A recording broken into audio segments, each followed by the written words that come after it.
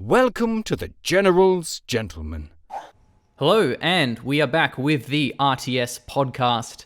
Today is a bit of a special edition because I'm actually branching out and talking to people that I haven't otherwise talked to. So, jumping in the deep end, because normally with this podcast, I've been chatting to, people that I've known from Company of Heroes, from Command and Conquer, and all sorts. So, first of all, I have NakamuraRTS. Balent, how are you? Hello. Doing pretty well, thank you. And Balin actually helped me organize this, where I was like, who should we talk to? And he just suggested 7 different people. And we ended up with Menno, who is a designer at Warcave Games. Hello. Hello, thank you for having me. So, Balin, you have a pretty cool list of stuff that you do on your Twitter handle. Do you want to give us a bit of background about what you do, both for your job and as well as your own sort of side hustle? Yeah, there's quite a bit there. So I am a designer at Creative Assembly. Right now I'm working on Total War Warhammer 2. I'm doing several DLCs, like the Tomb Kings, Being the Crown, and now the Vampire Coast. Before that, it was Halo Wars 2, also at Creative Assembly. I was also a designer there. And the start of my career was basically me being the lead balance designer for Age of Mythology's Tale of the Dragon expansion. And that was work for Forgotten Empires. And on the side, I do streaming. I do mostly RTS games. It's all on the personal level, so it's not like for CA or anyone I work for. I just basically play games. I also do some casting for StarCraft. For the Wolfslayer clan. Yeah, I think it's really cool that even though you're working full time for Creative Assembly, you're still able to find the time to do streaming and casting and all kinds of things. And I think it also just helps give you a perspective, when you're working on a game professionally. If you don't have the time for playing the games that you want to play, then it's hard to kind of leverage the cool ideas, because then it all just kind of comes through this formal, official lens. But I really want to know, how did you get involved? It's just to begin with, working at Age of Mythology, because I sort of had a very unconventional entry into RTS design, and I'm always interested in hearing other people's. Well, I was a player before I was a designer. I've also done some modding. So with Age of Mythology, to be specific, I did a balance mod basically for the original game that was before the re-release. And I got in contact with the developers, suggested them to use that, and they were a few months after that, they reached out to me to actually help them out with implementation, because the Forgotten Empires are Age of Empires 2 guys. They made the Forgotten expansion, which was originally a mod as well. Yeah, so they kind of picked me up like that. They told me there's going to be a DLC, and we scoped it out, basically. That was my first ever proper design job. Awesome. And then I've done some homeworld modding. Made a mod called Complex and Complex Enhanced. On Complex, I was just a balancing advisor, but then this team kind of split based on disagreements, and we rehauled the mod. That's really cool. I love it when people just do something and then someone actually notices them. And a lot of people often ask me oh, well, I'm studying, this game design at university. How would I get a job? But it's studying at university is not the best solution. You really want to put the time and effort into actually creating some tangible product that people can play and interact with and notice. But how about you, Menno? How did you end up where you are now at War Party, or Warcave rather? Funnily enough, through college. I studied I studied mostly game development in digital arts and entertainment, mostly through the programming route. And even though it's mostly focused on programming and only a little bit of design on the side, my goal was to be someone who can kind of be the jack of all trades with most of the focus on design. So even if I write all those documents, I could still talk to the programmers and talk to the artists and sort of convey what needs to happen for the game to be as best as it can. And yeah, at the end of it, I had to do an internship at Triumph Studios. We're working on the Age of Wonders series. Oh, I love Age of Wonders. And yeah, this new one is announced now for 2019. Planetfall is where I did my first actual professional design work, and that the fact that it was a strategy game stood nicely on my portfolio, and that's when I submitted my resume to Warcave, and they saw that, okay, he has some familiarity with strategy games. It's also nice that he can do coding and has some knowledge of art. And yeah, that's how I ended up on the team in April. Cool. That's kind of my weakness, is I don't really know anything about programming and art. That's why I have so much stuff I need to learn. So did you find that studying game design actually helped, or was it really just like having the recognition that that you have a degree? Mostly that's just being versatile really helps. Most of my design comes from personal work, just playing games, also going step by step through everything, like why did they make these decisions. Of course, it's something you pick up if you really break down most of the games you play, and also some modding work, not for RTS games, but Divinity. Yeah. And yeah, that just kept adding to the portfolio, and eventually when you keep submitting, you get picked up. Cool. All right, well, we can start talking about War Party. So that's probably what we'll be spending most of the time today talking about. I played a little bit of it, about 10 games with multiplayer. I know Balint's been playing a lot more, right? Yeah, I've streamed quite a bit. Yeah. So let's start, for those not familiar with the game, which presumably is going to be everyone who watches this, what's War Party all about? What makes it unique? What's the pitch? Like, why does this game exist? Well, as I've said before, the game exists quite a bit longer before I joined the team, but I asked the director, like, hey, what is the actual history, so that I can explain it. So War Party is mostly our attempt to fill the niche of RTS games, which we've discovered is really thirsty. Like, the community really wants more games after playing StarCraft for ages.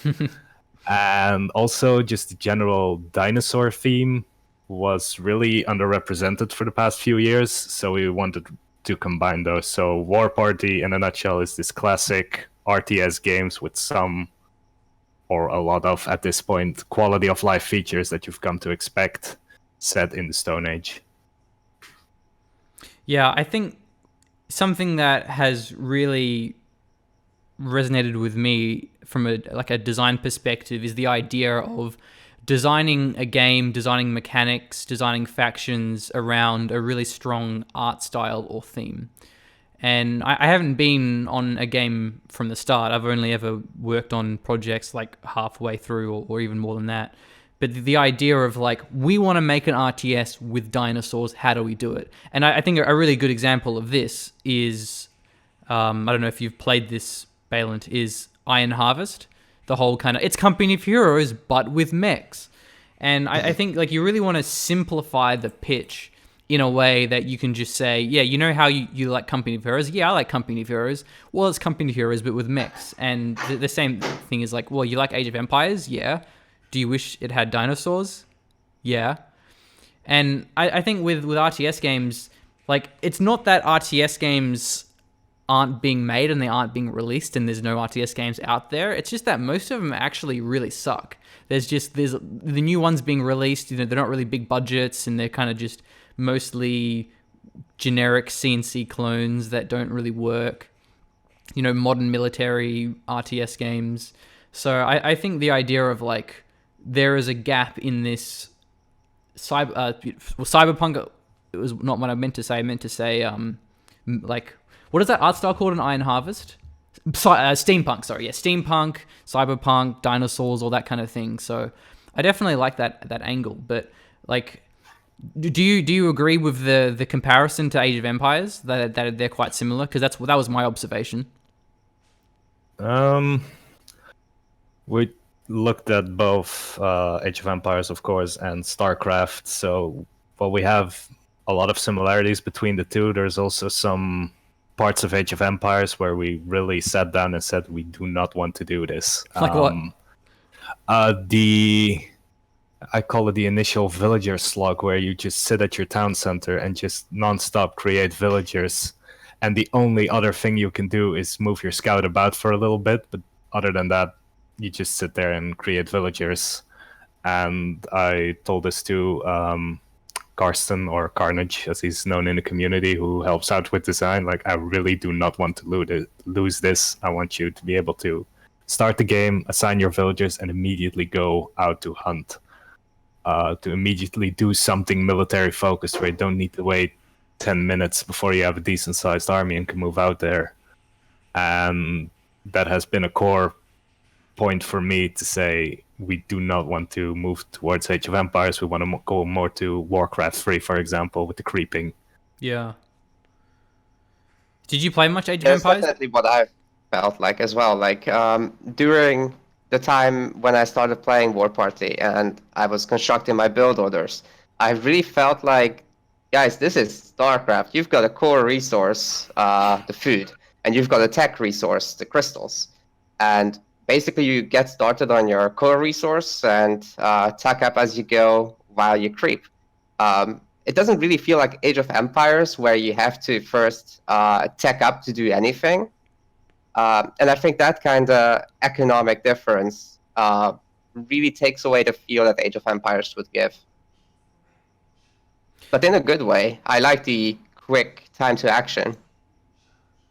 Yeah, so when StarCraft 2 came out, I played so much StarCraft 2, and I got into Diamond, which like at the time was the highest league. And then I just got kind of bored after a while, and then I didn't actually get back into Legacy of the Void. And then I really enjoyed Legacy of the Void. And one of the main reasons why is because in Wings of Liberty and HOTS to a similar extent, there was that long, slow build-up at the start where you're just like, building some more SCVs, you're building a supply depot, you're building a barracks. Nothing interesting is really happening. You're not actually interacting with an opponent. You're just sort of seeing, are they cheesing me? Nope. Okay, good. And that's part of why I really enjoy Company of Heroes and Command and Conquer, all the Command and Conquer games really, is because they don't have that early game build up. You pretty much get thrown into the action in the early game. So something that I've certainly always appreciated, but do you think that some people actually prefer the early build up because it gives them a bit more breathing room and allows them to kind of enjoy the game for longer before they get thrown into this intense kind of meat grinder? I mean, preferences will always exist.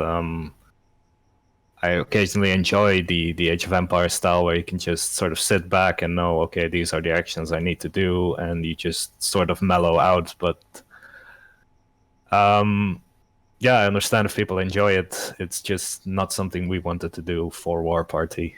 And it's both the creeping and also the shrines, which is what I kind of considered the main point of difference from most RTS games, because capture points aren't like some new great concept that we've invented. It has been around forever, but it does switch up that early game where you wonder, okay, which one am I going to go for first? Am I going to meet my opponent there? What's going to be the plan? If he's going for the same one as I am I going to try to contest it? Am I going to retreat? Am I going to wait? So yeah, it's just all more interesting to me, because eventually with the slow early game, you end up asking the question, like, if every early game plays the exact same way, is it still worth having there? Yeah, you're just going through the motions.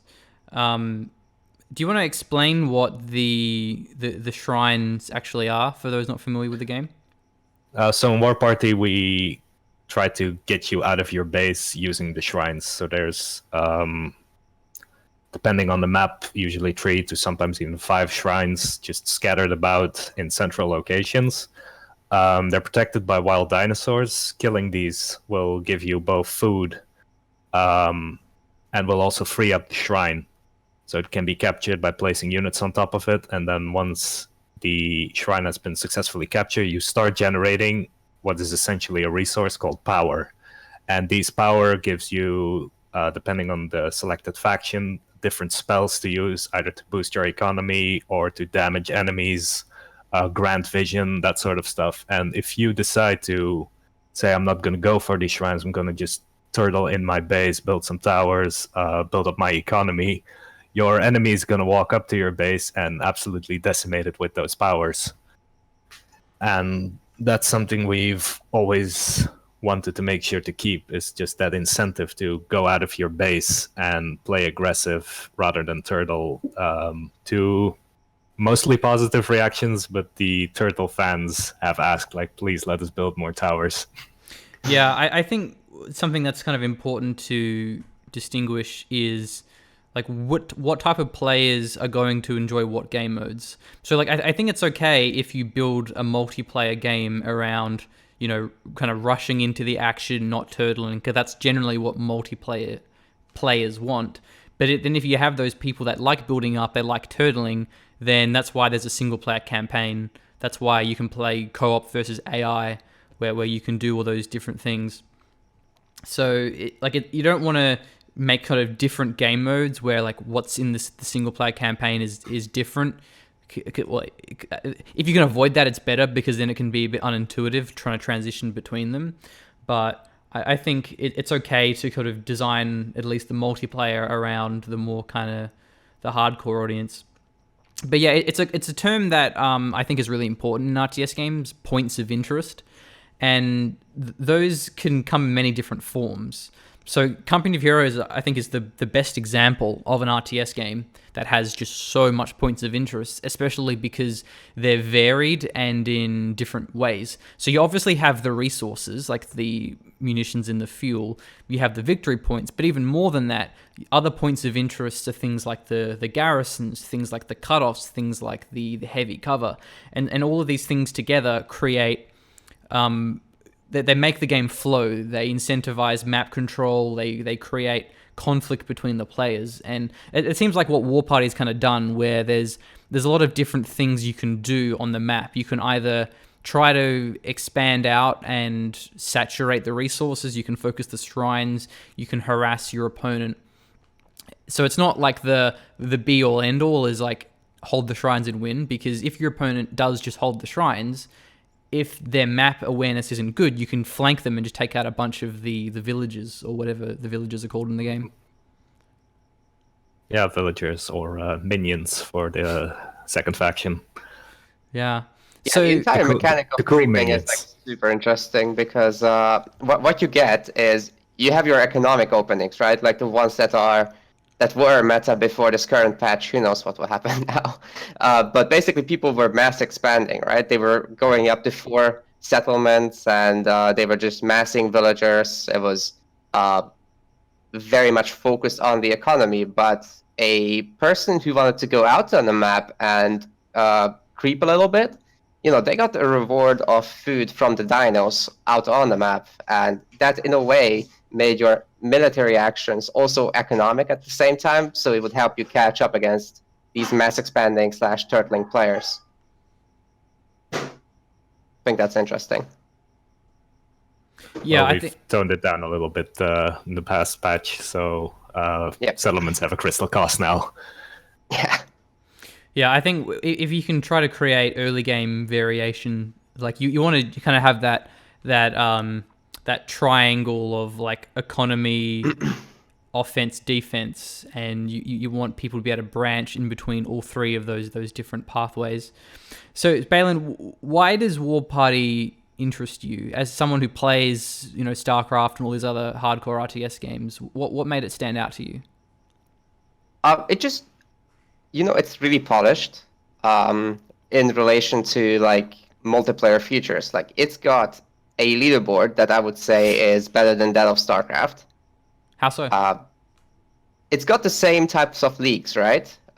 It's also showing your MMR. It's also showing the entire league that you're in. So you know how StarCraft does the divisions? It just puts Platinum 100 1. random people. No, not those divisions. Those are like, Oh, no, let's I call know what them you the mean. sub-leagues, but Yeah.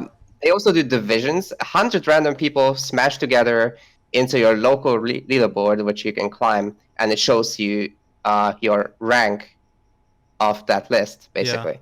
But War Party takes the entire, I don't know, gold 1 and shows you that entire thing and your position on it. So I think that's like way more deterministic and way more useful information than your position against 100 random people. And this is why StarCraft fans had to make community sites like rankedforthewin.com, where this is basically done on a global basis because the in-game client can't do it. Then there's several other things, like the controls are just as good as SC2. You can do every action you'd expect and more actually than in SC2. You also got the Age of Empires style find building hotkeys. Overall, the hotkey editor is really, really good. You've got your camera hotkeys, you got your special control group stuff with like removing from one group and adding to the other with the alt modifier. It's really advanced, man. Well, what about in terms of like the gameplay? Do you find that like StarCraft 2 is kind of too hardcore and you want something that you can relax a little bit more, but while still getting that competitive drive? War Party is equally hardcore.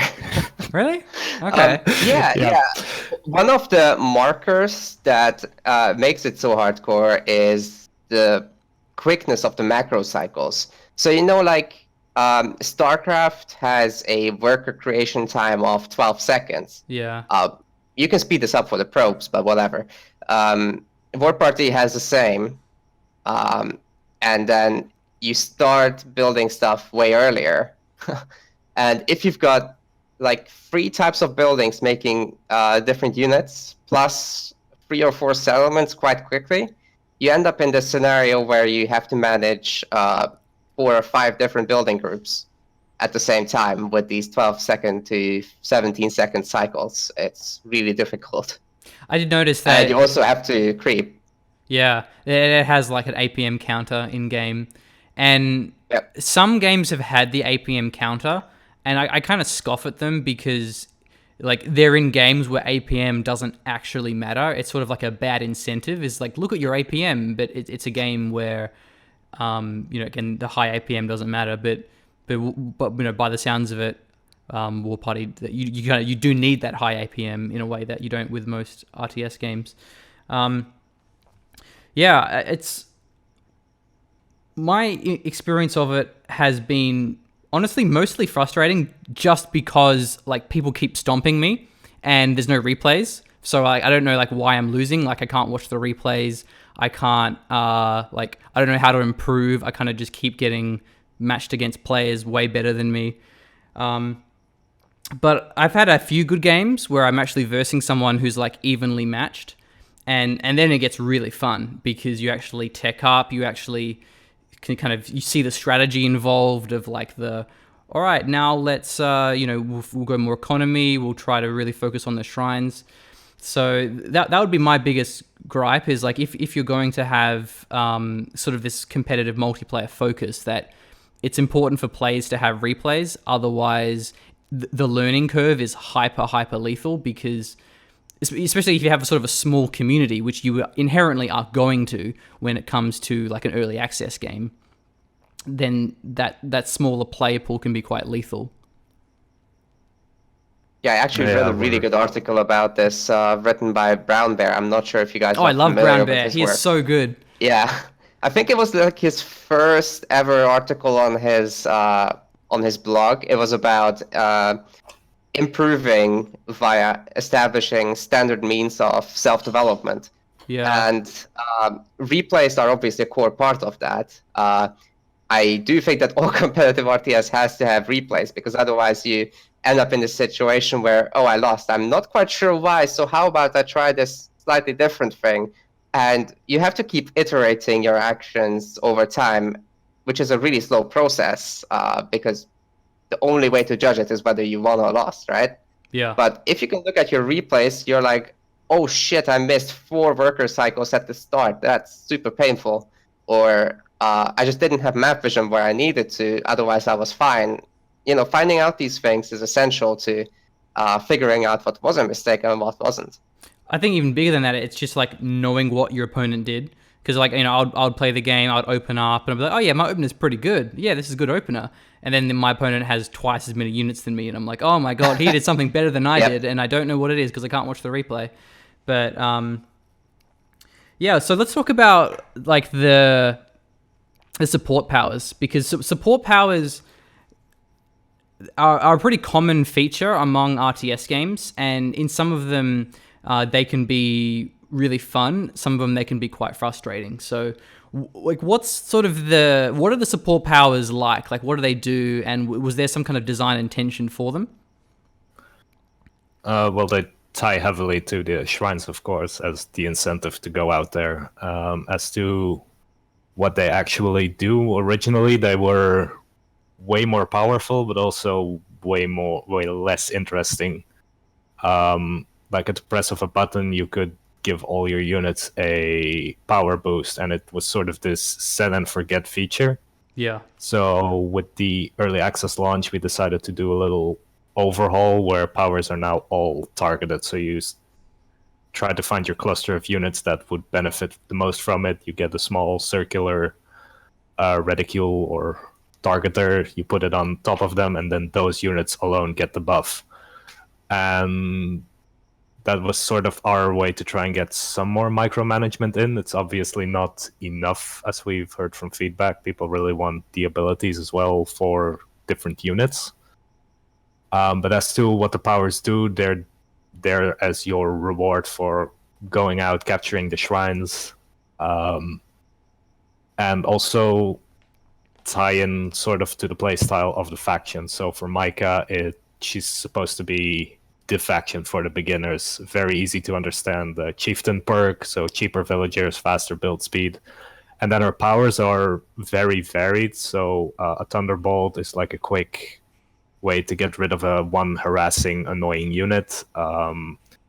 Vision speaks for itself. You can kind of scout or spy on the enemy, see what they're up to. Harvest is more economical. That boosts your villagers. And then Bulwark gives all your targeted allies extra defenses, extra regeneration, so that's great before you go into battle. And then with the current patch, we've overhauled the meteors, which strikes enemies twice in a radius. Once is instantly, the second one is after a delay, and deals double damage if they got hit by the first one. And that's sort of your ultimate reward to keep going for those shrines and just get the upper hand in battles. For Char was different because, and I think Balin know this from the beta, that Char originally played the exact same way as Micah. Yeah. And he also had the exact same powers, and what we wanted him to be was to be the more aggressive faction, and his powers tie into that, like more movement speed, more damage, life steal on all your units, these zombie claws dealing damage to enemies if they stand in it. Faster unit production. So it's really there varied, to... Yeah. So it'll allow players to use them in different domains depending on their strategy. So it's like if you have these abilities, you can use it to either focus economy or you can use it to attack. Whereas most games that have the support powers, they're all kind of just combat oriented. Like this is a airstrike, this is an artillery strike, this is a carpet bomb. You're like, okay, we get it.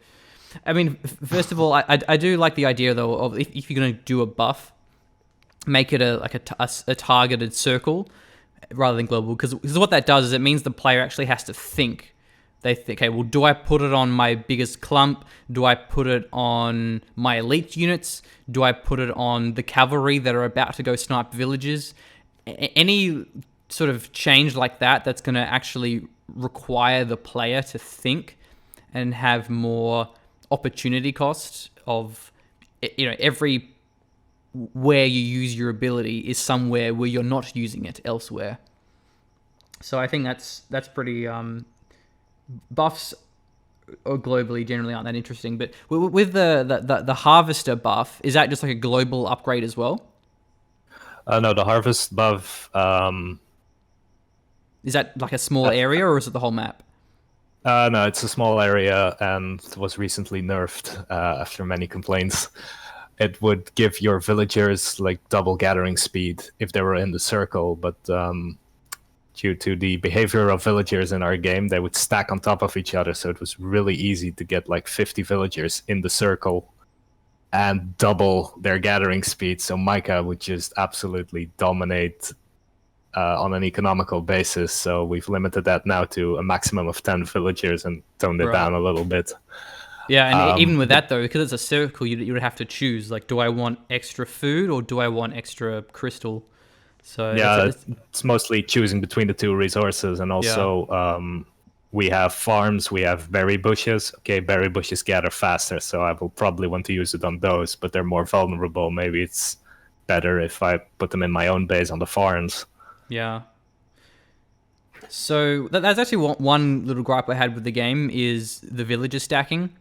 It not only does it look weird, but it's also kind of annoying when you like go to harass your opponent's base, and you're like, oh, I'll get all of your villagers, and then you kill one villager, and you go, oh, there was only one villager here.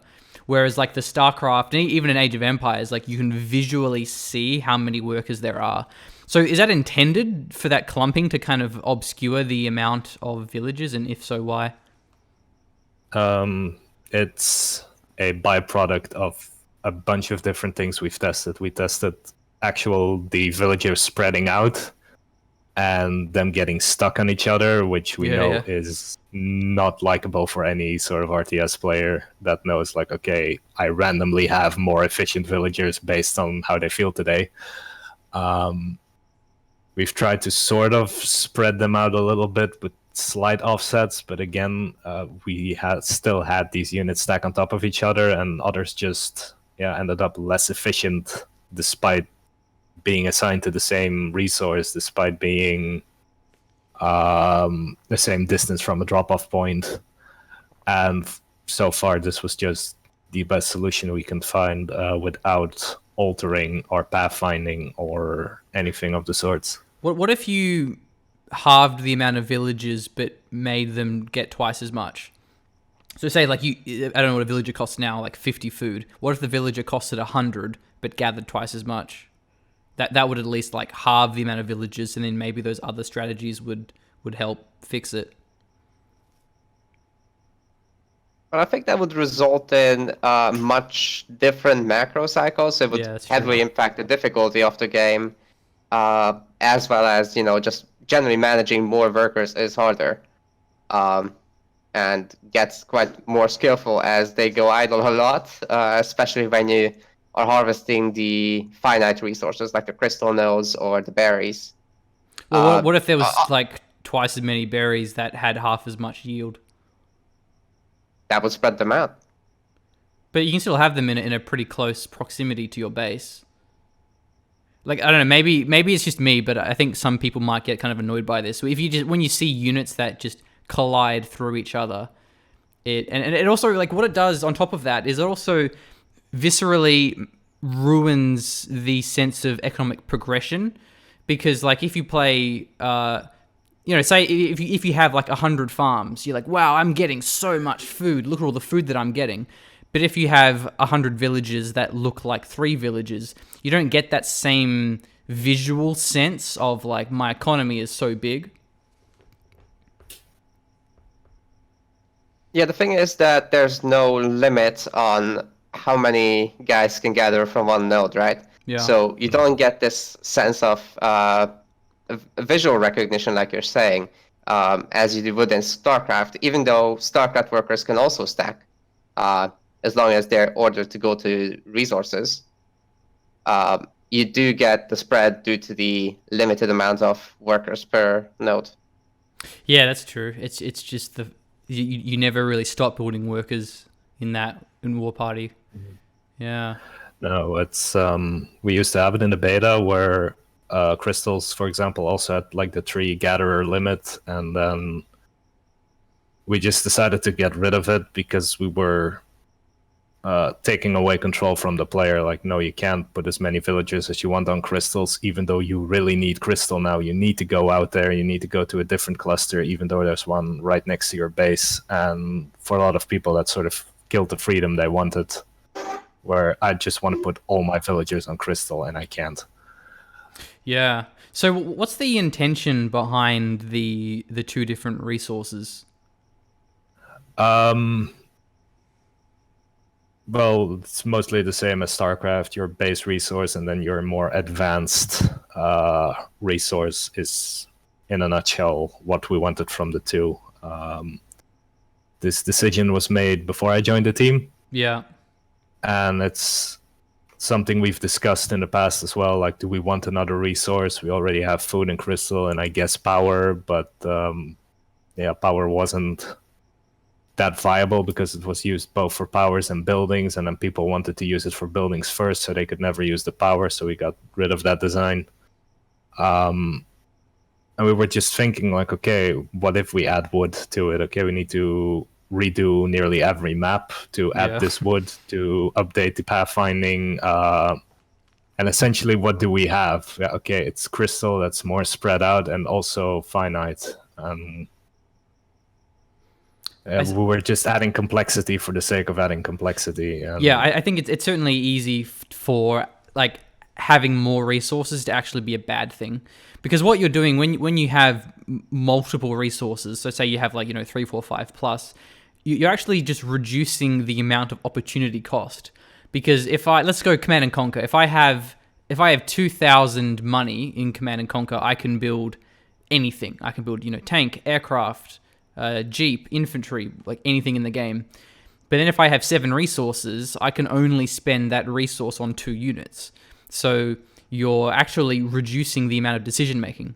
But if you have 2 resources, like if you have food and if you have crystal, which is again analogous to StarCraft, you're sort of creating a design commitment, rather a strategy commitment in terms of, do you want to tech up and rush high tier units? Do you want to rush upgrades, or do you want to just be really, really aggressive with lots of cheap units early on? And if you just kind of neglect crystal and go food, then that's what you'll be doing.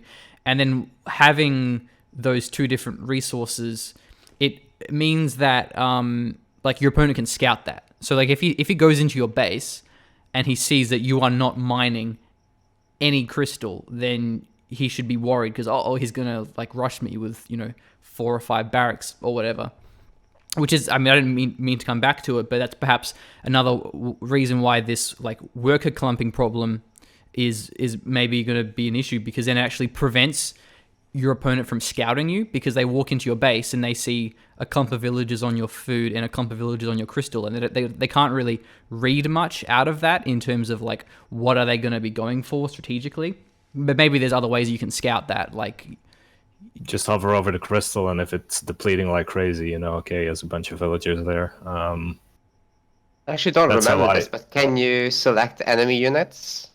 Yep. As in, drag select multiple? That I don't think so, which is why I suggest to select the neutral entity, the crystal, so you can just see, okay, it's decreasing rapidly. He has a bunch of villagers on there. Yeah. Yeah, Age of Mythology solves this with drag selecting the enemy. Let's say you're looking at the gold mine, and there's a ton of villagers there. You can't count them. You don't have the time, and it's just too many of them anyway. So you just drag select, and the UI would show you it's 32 villagers, a crazy amount. I think that would be super useful for War Party personally.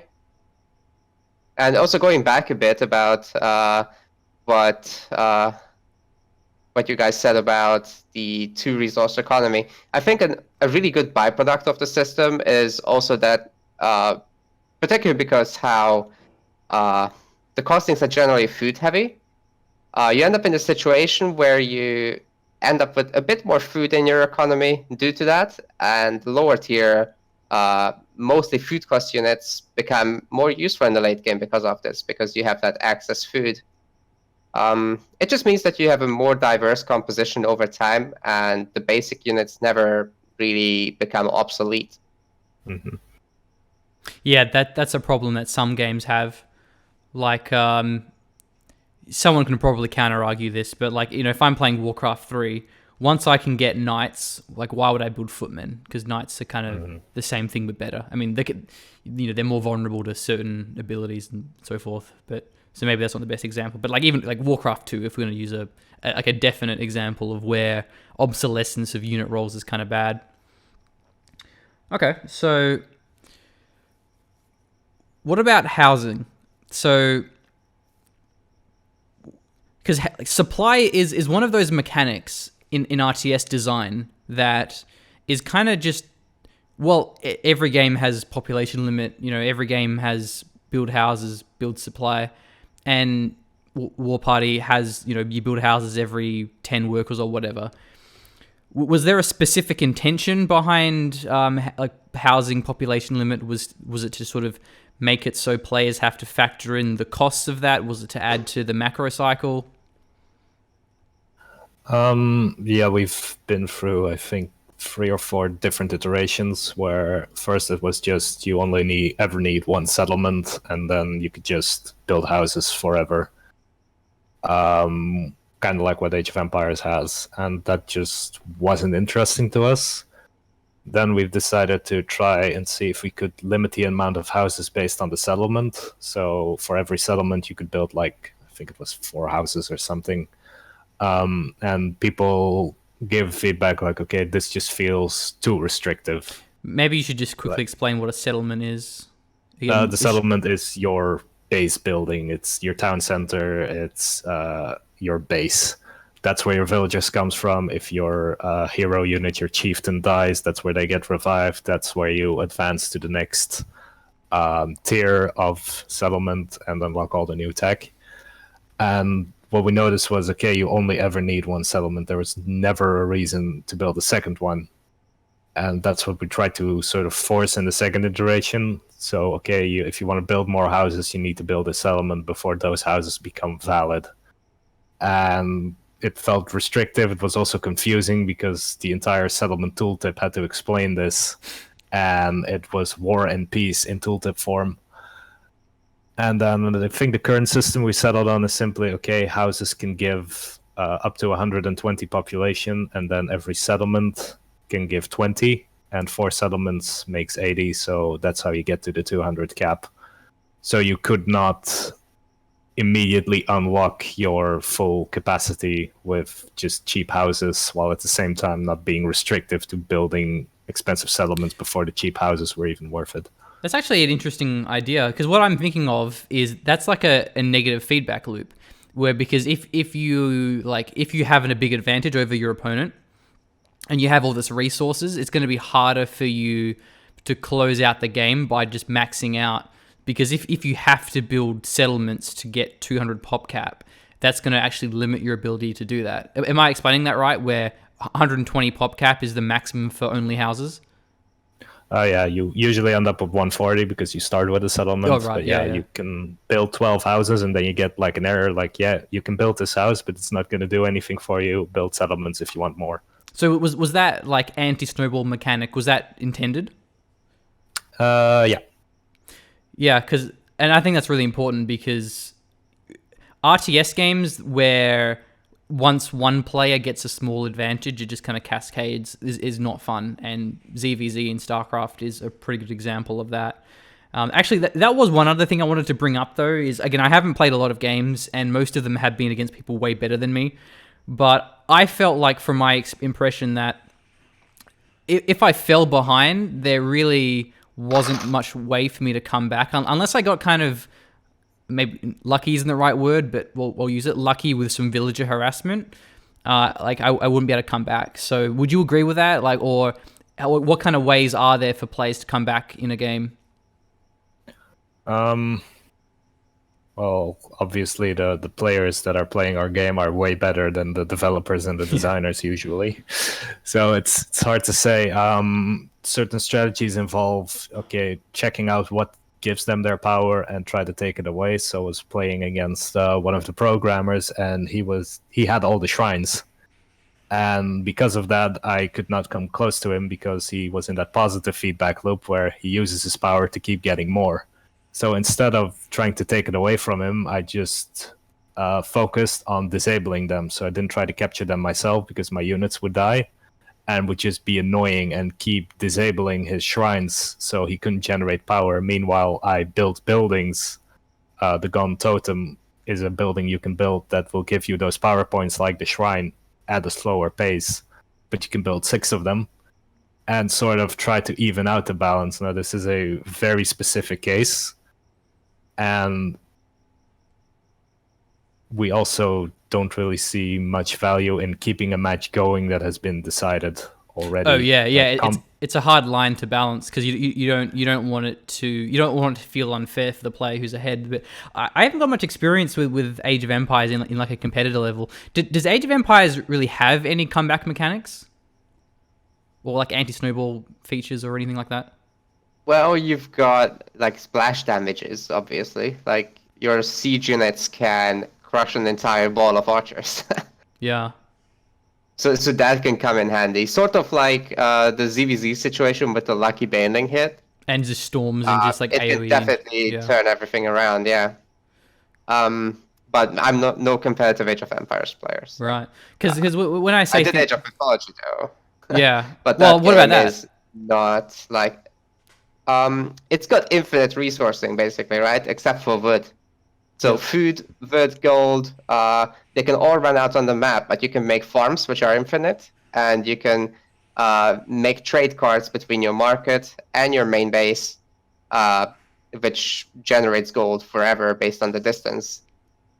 So you technically can't run out, and comeback mechanics are mostly there due to the defensive nature of the game. Walls are really, really powerful. You can make a Titan, which is a super unit, basically a one-off chance that you can complete that. If the building where you construct that is killed, then that's it. You can't make another. And then there's the Wonder mechanic.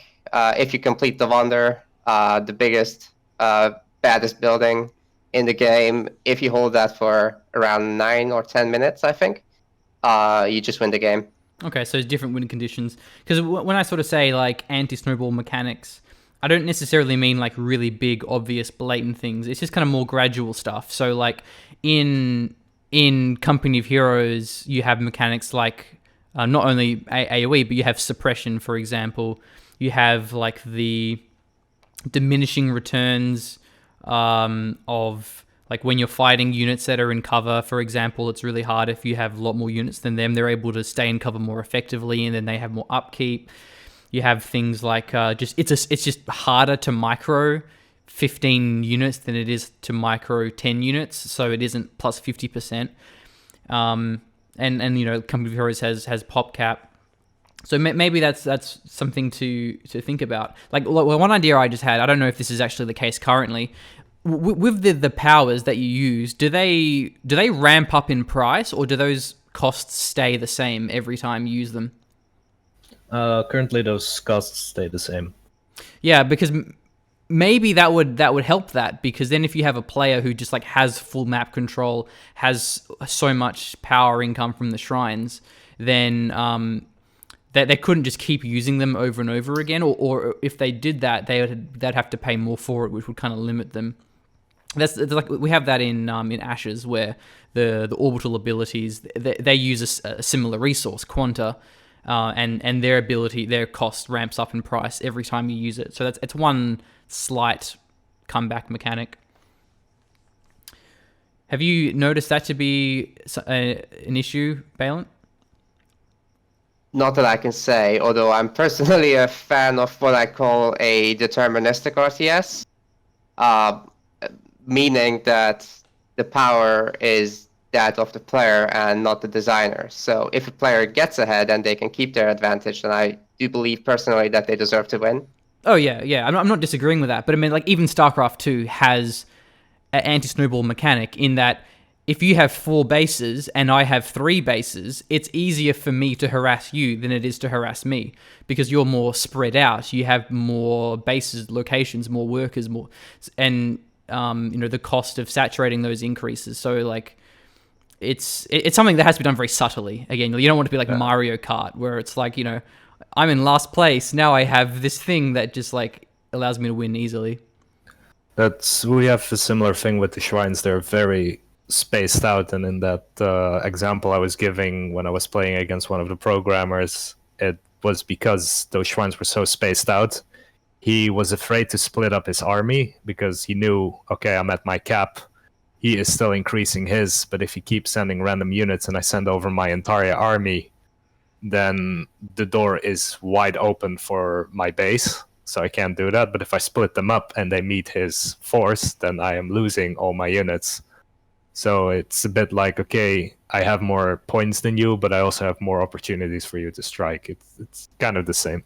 Yeah, and War Party definitely does have this thing of being exposed due to being so widespread. Like, the points are very far apart, like Menno says, and you can definitely just shift-click a unit away from your main control group and send it to all the 3 points at the same time while attacking in 2 places. It's really hard to defend that because you can only make 5 towers, so you can't cover everything at once. Yeah, and the shrines are also far away from the base. So again, if you're just like holding those, you just go harass their villages and stuff. So is there like a sort of a scouting mechanic that, like, because you have the defense towers, but is there like another way of sort of getting map vision without just sending units around? Or is that the intention, is that if you want to scout, you have to sort of send units away from your main army? Micah has her visions power, so that is one of her advantages. You can just uncover a part of the map from anywhere, really, as long as she has the power. For Char, I guess the most creative ways is what I like to do, because he gets free zombies every time him or his units kill an enemy. The zombies are weak. Yeah. But they're also free, so I will just occasionally send a zombie in the way of the enemy base, just come and chill there and say, "Hi guys, what are you doing?" Sure, he probably dies, but at least I know, like, okay, his entire army is over there. No need to worry. But yeah, most of it comes down to the player just sending units, and later on you have more options with faster units or ones with larger vision range. Just get creative, I'd say. Yeah, fair enough. So let's talk about the faction design. So earlier you mentioned, I don't remember the name of the factions. You seem to refer to them by the hero and not the faction name. It's I guess a bit of history. During the beta, both Char and Micah were just called that. There were the 2 chieftains, and you played as one of them. And aside from a few minor differences, they played almost the exact same way. And in the feedback we kept hearing, like, when's the second faction coming out? We were discussing this, like, okay, clearly they do not see these 2 as separate factions. So what are we going to do? And that's when the director just gave the thumbs up, like, okay, we need to commit now. Are we going to do the Age of Empires thing where you have 50 factions, but 95% of their units are the same? Or are we going to commit to the StarCraft thing where, there's only 3 factions, but they're completely unique? And for us, it was just easiest to say, let's do the 3 faction thing. So that's when I received the green light, said, okay, I need to make Char different from Micah. That's also the time where we started considering, shall we actually give them faction names? So Micah is the leader of the Wildlanders tribe. They use dinosaurs mainly as their offensive units, so a lot of beast-type units. And then for Char, the Necromass, most inspiration was taken from what he had before the changes. So for him, he was unique because he had the Witch Doctor hut, which contained spirits and witch doctors, and he had the zombies and the necromancy thing. So I was looking at different cultures worldwide and just seeing, okay, how do they go around this? And that eventually led to his creation of the Necromass faction. Yeah, it's definitely, they're very different visually. Like, I haven't played them enough to kind of know what they're like in terms of like gameplay, but just looking at the units, like the units look very different. I'm glad you went that route of making the factions different, because I feel like the reason why people are going to notice this game primarily is because, look, it's like dinosaurs. It's like this kind of cool, unique art style. And so I feel like people would be disappointed if they got into the game because they saw a video and they were like, oh, the factions are all the same. Where now that you have these, very different looking factions, and like if they look different, the gameplay should reflect how they look, and they are definitely quite distinct. Like one's kind of upbeat, like, yeah, we're cavemen with dinosaurs, and the other one is like zombies and shit. It's like, damn. So, but what was the design intention for the faction differences? Because you said it was like Wildlanders are the kind of the beginner faction, and Necro are the more advanced faction. Why did you want to make a beginner and an advanced faction rather than having them like both equally challenging? Like I think StarCraft does that pretty well, where all the factions are kind of the same difficulty but in different ways.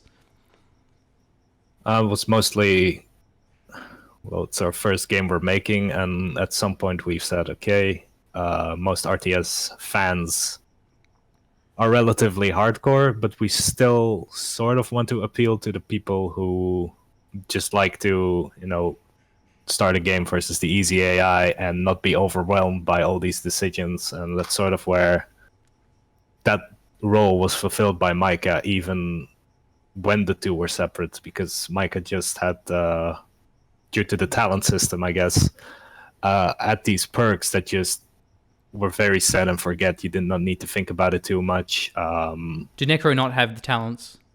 Yeah, they do, but during the beta, the only thing that distinguished the two chieftains was their talents. Okay. So a talent was very varied. For Micah, the cheaper villagers originally wasn't baseline. It was a talent you could pick.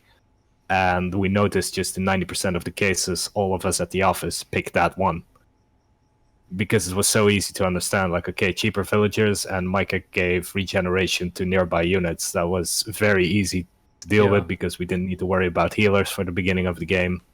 And then, that was just more convenient to work with. Only when we started playing more and more and getting feedback, we went with the other talent, the Dino Hunter talent, which gave you hunters and was just actually incredibly overpowered because it would just snowball from 0 to 25 hunters within 3 minutes, and you would just stand at the opponent's base.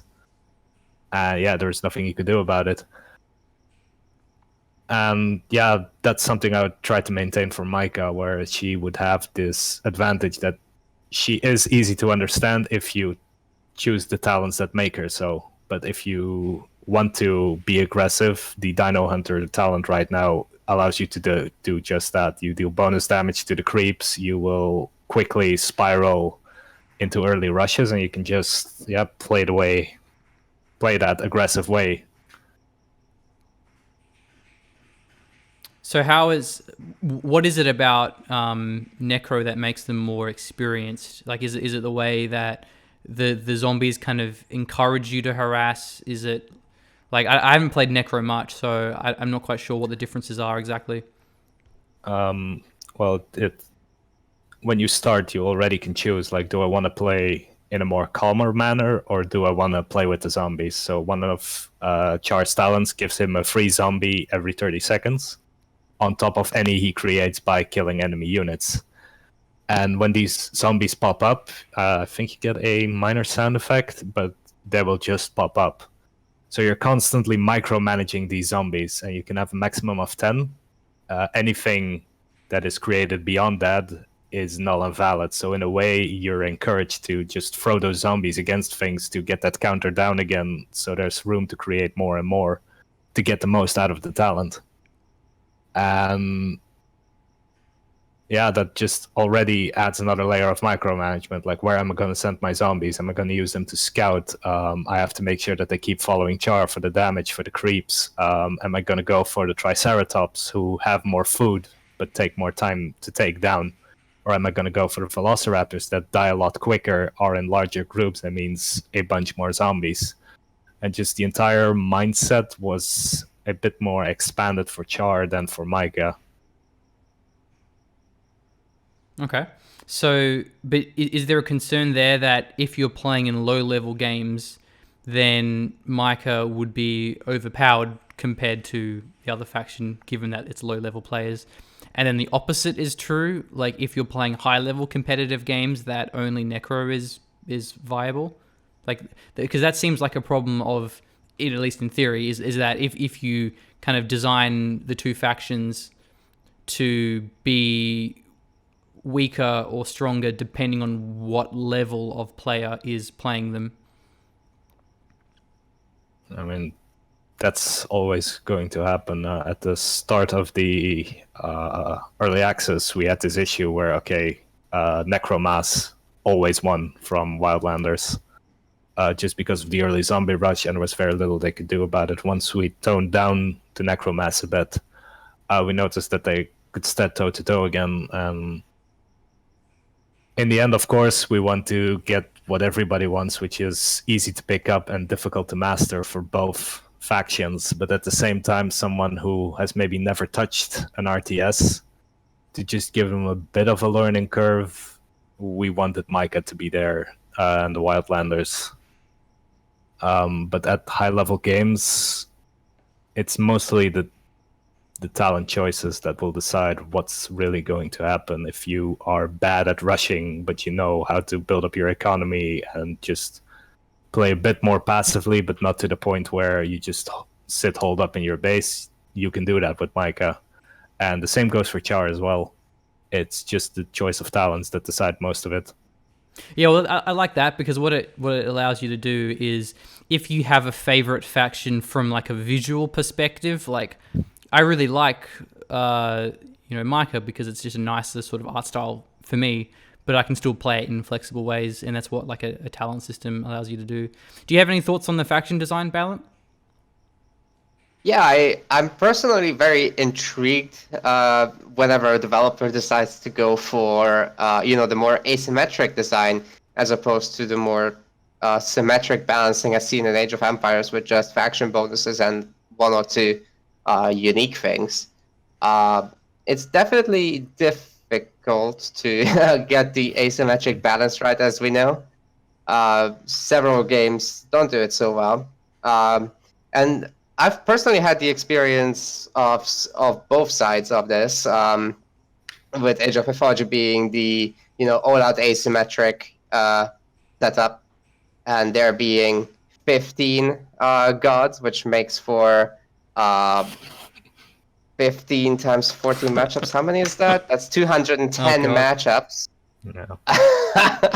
Yeah, but to be fair, there's 5 factions, okay? And each of them have 3 major gods, but there's a lot of inside the tech tree choices to make, with each age advance giving you a new minor god to pick, which gives you a power, which gives you a myth unit, several upgrades. So yeah, they play really differently in that regard. And then there was Halo Wars 2, which went for more of an in-between thing. Definitely not as asymmetric as StarCraft or Age of Mythology or even War Party, but more close to being between that and Age of Empires 2, where we had 2 races, the Banished and the UNSC, and each of them had 8 leaders. The leaders giving a different path on the leader power tree, and each giving a different unit or 2.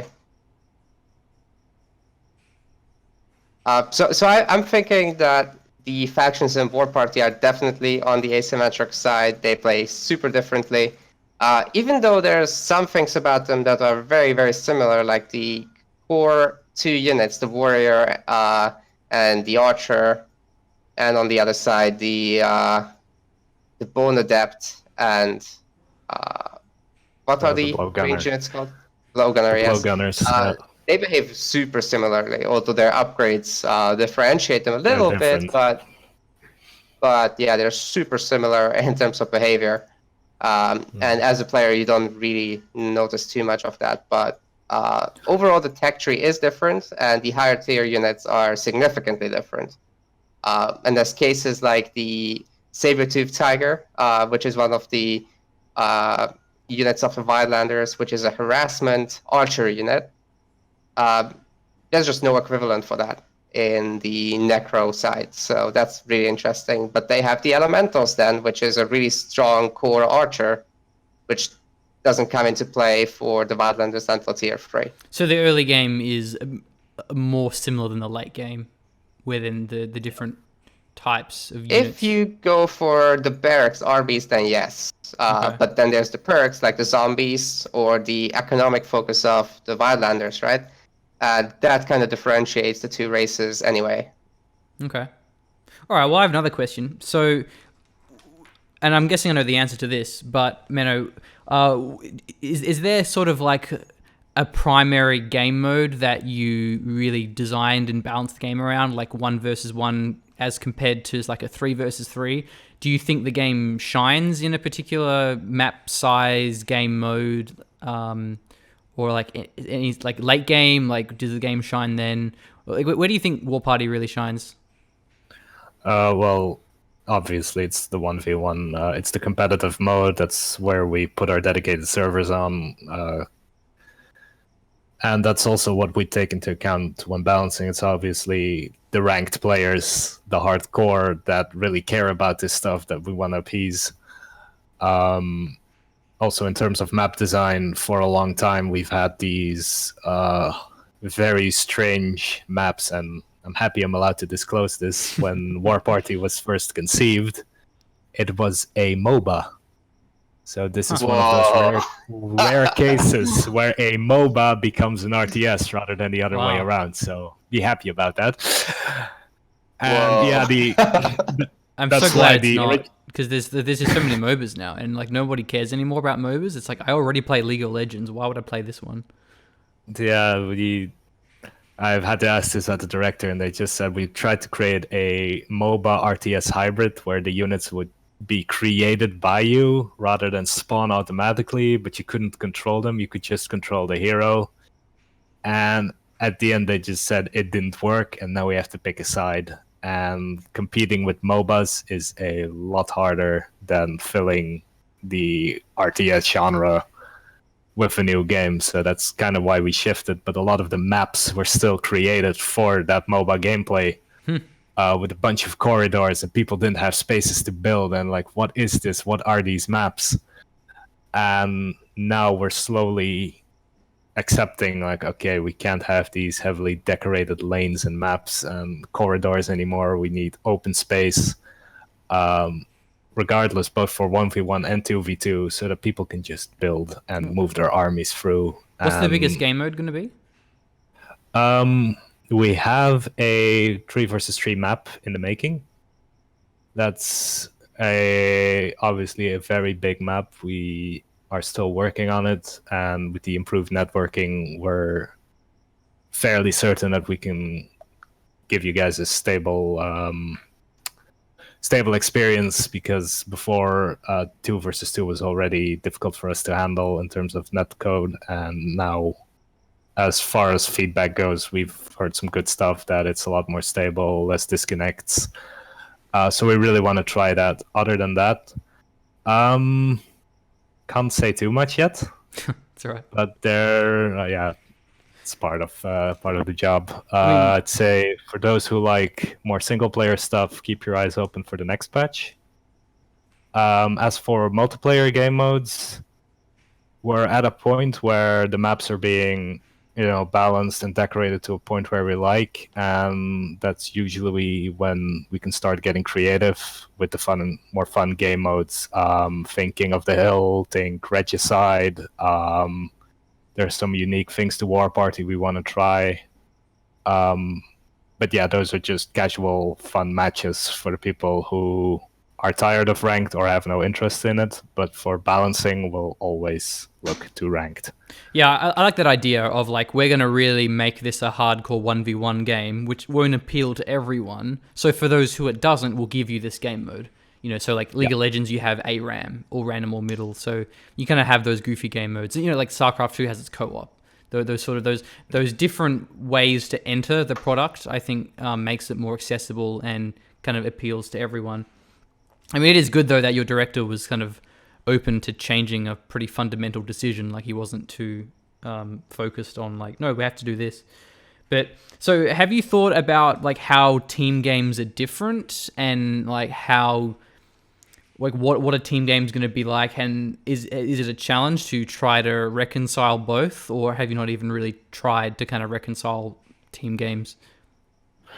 For now, we want to get the 1v1 as stable as we can, as balanced as we can, and if we notice, like, okay, there's this overwhelming demand, like, we want rank 2v2 games, then we're open to look into it, but for early access, it's a bit early to start doing that straight away. As for the way the game plays, there's things that I'm still discovering as I go through code occasionally. For example, you get extra power if a teammate captures the shrine, because it gives all teammates power points, even if it's just an ally holding it, but the rate at which it generates is faster in team games. That makes sense. Yeah, I think map design is tricky though, because the thing is with map design is often you don't know what the ideal map format is until just lots and lots of testing. So like if you go back and play the launch maps of StarCraft or really any RTS, most of the maps are just awful, right? And it takes a while for the community to kind of go, okay, this map is the best map, we like this one. And then the developers can go, okay, well, we can make more maps along those lines. And then you sort of see like this divergence in map design philosophy. And that actually is the advantage of doing an early access RTS game, is that you are actually getting player feedback earlier on. So then you can have all of the kind of the bad maps waned out, or at least changed into the format that will still be played later on. Like in Ashes, we have so many awful maps, but we don't really want to remove them, because there's probably like one guy who likes that map, and then he's going to get pissed off if we remove it. So we're like, well, it's not really doing any harm leaving it in the game. It's just kind of, it makes it a little bit more cluttered if you have like 50 maps, and some of them are pretty funky. Yeah, we had this already during the beta, even before early access. I think Valen will remember the original land bridge, which was this 2 versus 2 map with 2 already small islands connected by one bridge with a shrine in the middle. And the bridge was huge, so there was so little space to build, and there was only one access basically to each other's island, and games would just last forever. Not only that, but the islands were split by one bridge, and then each base on the island also had one access way.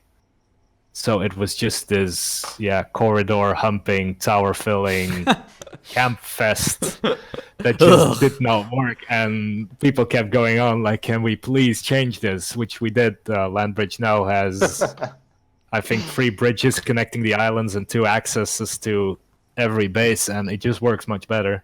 The sad thing is, though, is that a lot of people will actually love that type of map. So you're aiming for kind of the competitive 1v1 type, but when the game is released more fully, and you start getting these more casual players that just want to play against the AI, they're probably going to want a map like that.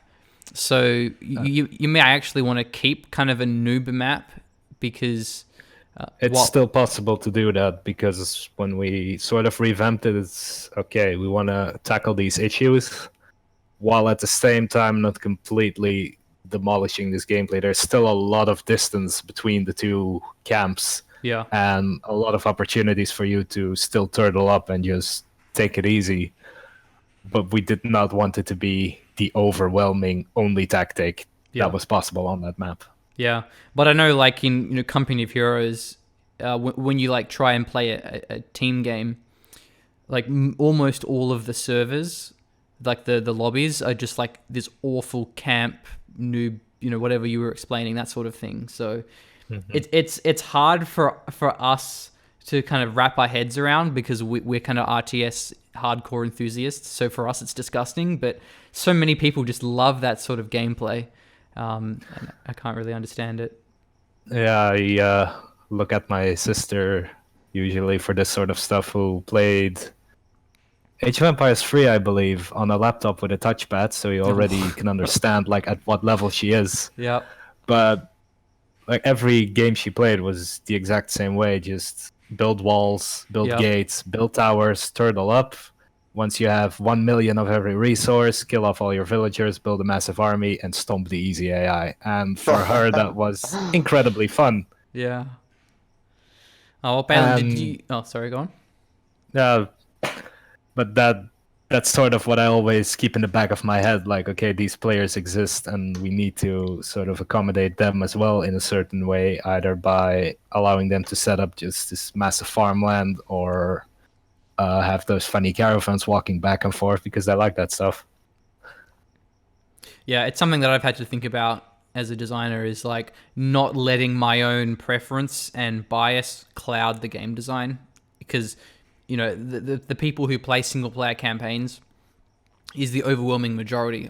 So I don't know what the exact number is, but it's something like 95% of the people who have played Ashes have only played the campaign, or rather they haven't played multiplayer.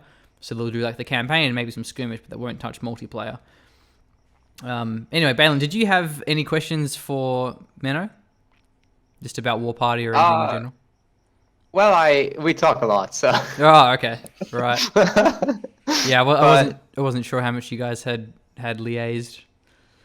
Yeah, I've been in the beta for a very, very long time, given some advice here and there about certain systems and whatever. It's been a great relationship, I think. Yay. I'm keeping my thumbs up as well. You can't see it, but... Yeah, player feedback early on is just so important, because like it's never the player's fault that they don't experience something that you designed for them. It's like, no, you know, you're playing it wrong. It's like, am I? Because like that's what the players are going to be playing it like. And I think RTS to a lesser extent, but kind of with RPG games like that I learned with Star Control, it's like you can plan and predict something, but once the players actually get their hands on it, then it's a whole different ball game. And like I wish we got earlier feedback for that.